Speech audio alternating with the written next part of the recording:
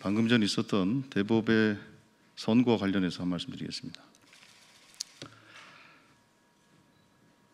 대법원의 부당한 대선 개입에 강력한 규탄의 말씀을 드립니다. 이재명 대표에 대한 대법원의 판결은 명백히 정치 재판이고 졸속 재판입니다. 대법원은 졸속 재판을 하며 대선에 부당하게 개입했습니다. 국민 주권과 국민 선택을 사법이 빼앗으려고 하고 있습니다. 내란은 끝나지 않았습니다. 12.3 내란에는 입을 닫고 있던 대법원이 국민께서 대한민국의 미래를 결정하는 대선을 방해하겠다는 말입니까? 지금은 법원의 시간이 아니라 국민의 시간입니다. 더불어민주당은 대법원의 대선 개입에 맞서 의연하게 국민을 믿고 진짜 대한민국을 만들기 위해 나아가겠습니다. 이렇게 대법원이 졸속으로 이런 결정을 할 것인가에 대해서는 법 상식을 갖고 있는 사람들은 생각하지 못했던 일입니다. 이렇게 대법원이 왜 이렇게 무리를 하는 것인지, 이렇게 졸속 재판을 한 것인지, 그 의도가 무엇인지, 정치적 저의가 있는 것인지 강력하게 의심을 할 수밖에 없는 상황입니다. 혹시 그리고 오늘 그 대법의 선고와 관련해서 혹시 이제 우리 이건태 의원 두 분 이 법률가들께서 혹시 관련된 것에 대해서 한 말씀 먼저 하시겠어요? 예. 먼저 하십시오. 예. 이번 사건을 보면서 느끼는 게 많습니다. 내란 사태가 12월에 발생했을 때 한마디 말이 없던 대법원이 이번에는 9일 만에 사상 초유의 졸속 재판을 감행을 했습니다. 검찰의 공소장, 의견서를 그대로 베껴놓은 듯한 그 판결문을 보면서 사법에 대한 신뢰는 무너졌다라는 생각이 듭니다. 특정인을 표적 삼아서 만든 그 설계도, 그 설계도에 따라서 9일 만에 날림 공사를 했습니다. 이것은 스티로폴로 건물을 지은 것과도 못한, 사상 누각보다도 못한 이런 엉터리 작품을 만든 것인데, 이것은 나중에 어떤 대법원을 스스로 어떤 신뢰 저하의 명예, 도저히 그 명예를 인정할 수 없는 어떤 나락의 길로 이끄는 그런 조치가 되지 않을까 싶습니다. 대통령은 국민이 뽑는 것이지 대법원장이 또는 대법관들이 뽑는 것이 아닌데, 법원은 명백한 정치 개입 행위를 했습니다. 소수 그 반대 의견에도 대법관들 의견에도 나옵니다만은 이것은 민주주의의 발전을 후퇴시키는 퇴행적인 발상이 분명한 것입니다. 그리고 사법의 정치화를 초래한 그런 행위인 것입니다.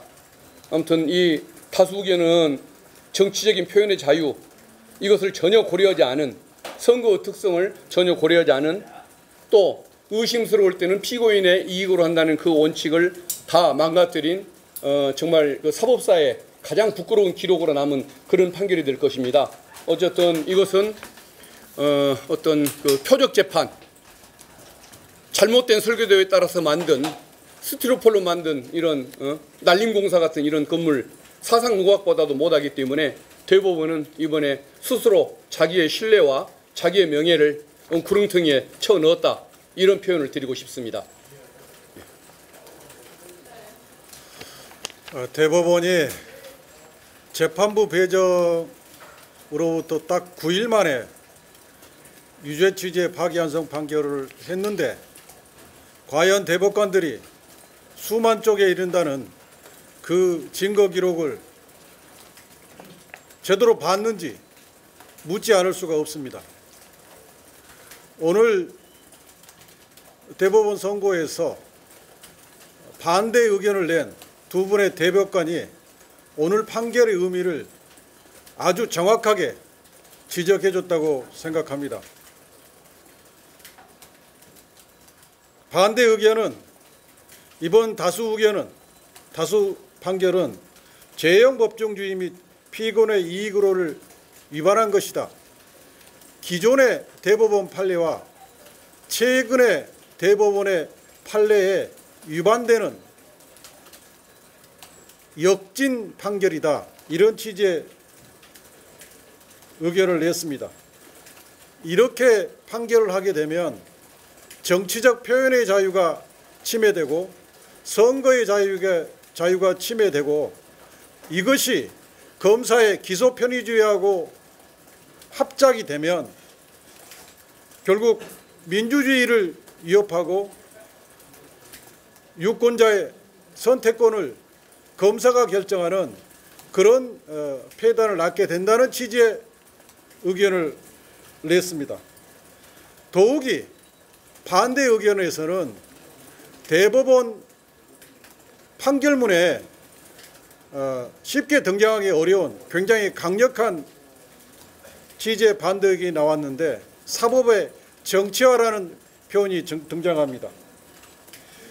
무슨 말씀이냐면 정치의 문제는 정치의 공방을 통해서 공론의 장에서 유권자가 결정해야 되는데 검사가 기소 편의주의에서 기소를 정치적 이유로 한 가능성이 열려있는 상태에서 정책 표현의 자유를 이렇게 심각하게 제한하고 재형 법정주의와 피고인의 확실치 않을 때는 불명확할 때는 피고인의 이익을 중점으로 판단하는 그 형사법의 대원칙을 위반해가면서 판단하게 되면 결국 사법의 정치화를 불러오게 된다 이겁니다. 그래서 오늘 대법원 판결은 명백히 재판부에 해부된 지 9일 만에 졸속 판결을 통해서 대선에 개입한 역사적으로 이 대법원 판결은 두고두고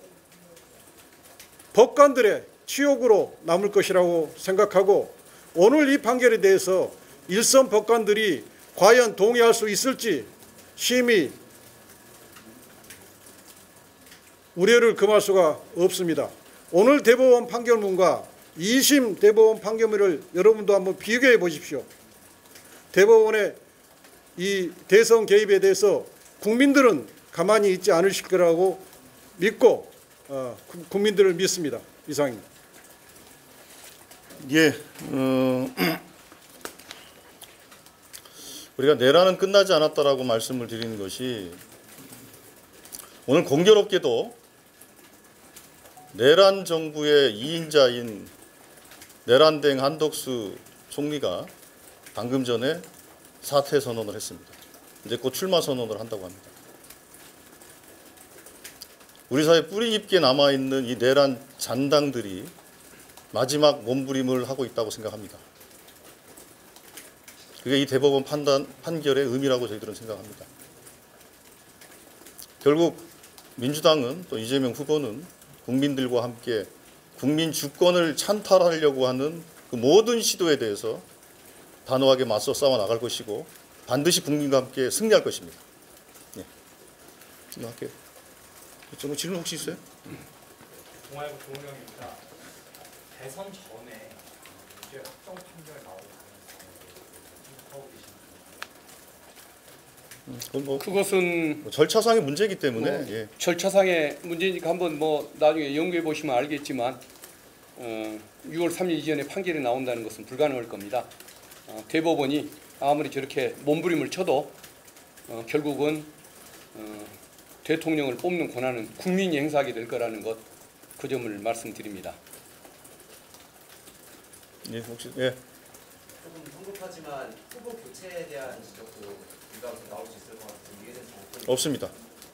이것은 표적 수사였고 어떤 정치적 사냥 수사였고 보수적인 그 어떤 대법원에 의해서 검찰의 의견이 그대로 수용이 된 이런 사안인데 검사가 싫어하고 보수적인 법관들이 이것을 지탱해 준다고 해서 그것을 대통령 후보를 마음대로 바꾼다고 한다면 민주주의는 어디로 가고 국민의 뜻은 어디로 가겠습니까? 그것은 있을 수가 없는 주장입니다. 이미 이재명 후보는 우리 권리당원 60% 이상의 참여와 국민 100만 명의 참여 인단의 경선을 통해서 선출된 민주당의 대통령 후보입니다. 이 후보를 그 어떤 사법적 시도가 있다 하더라도 결코 흔들리지 않을 것입니다.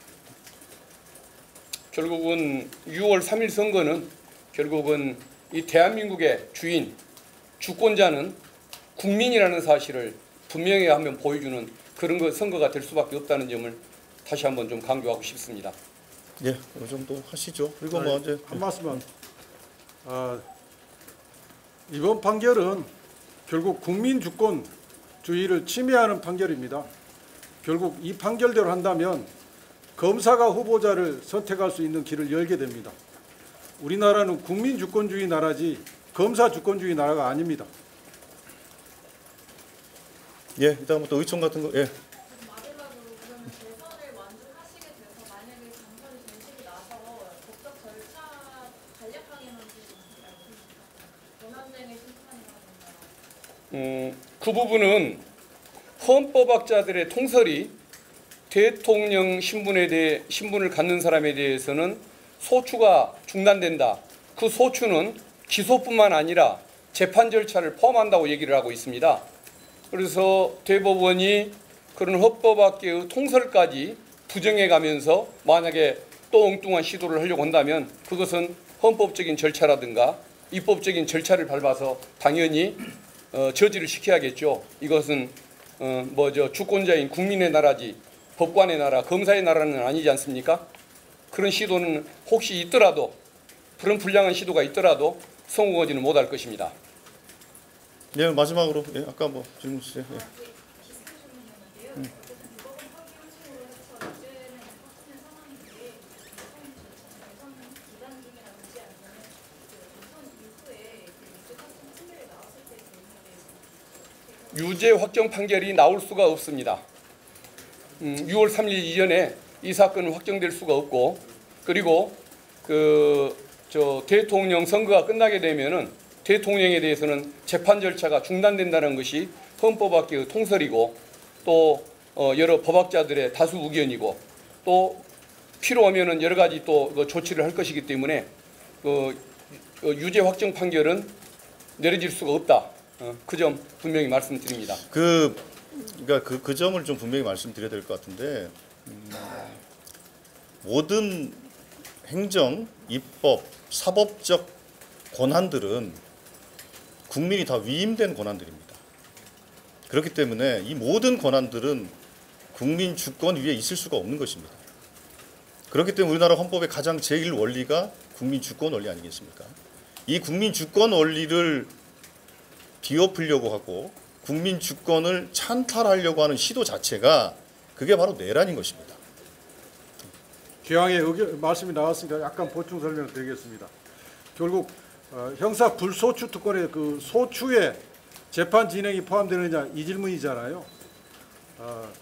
우리 헌법학자들의 지배적 견해가 포함된다. 재판조 중단된다는 게 지배적 견해일 뿐만 아니라 검사의 그 소추권에 대해서 기존의 헌법 재판소의 결정문에도 소추에는 재판 진행도 포함된다는 취지. 그게 정면으로 판단 대상은 아니었지만 헌법재판소 결정문에도 그런 취지의 결정문이 있습니다.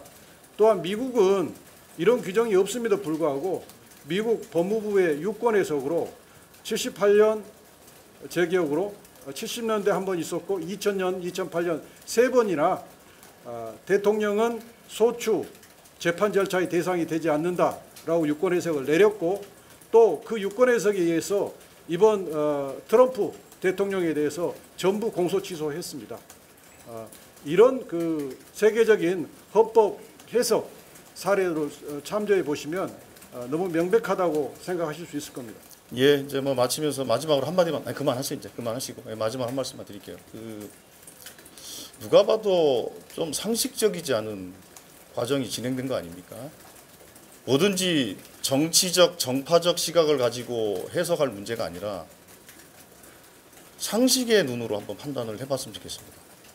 상식의 눈으로 판단해 봤을 때 지금 대법원의 이러한 행태가 용인될 수 있는 것인가?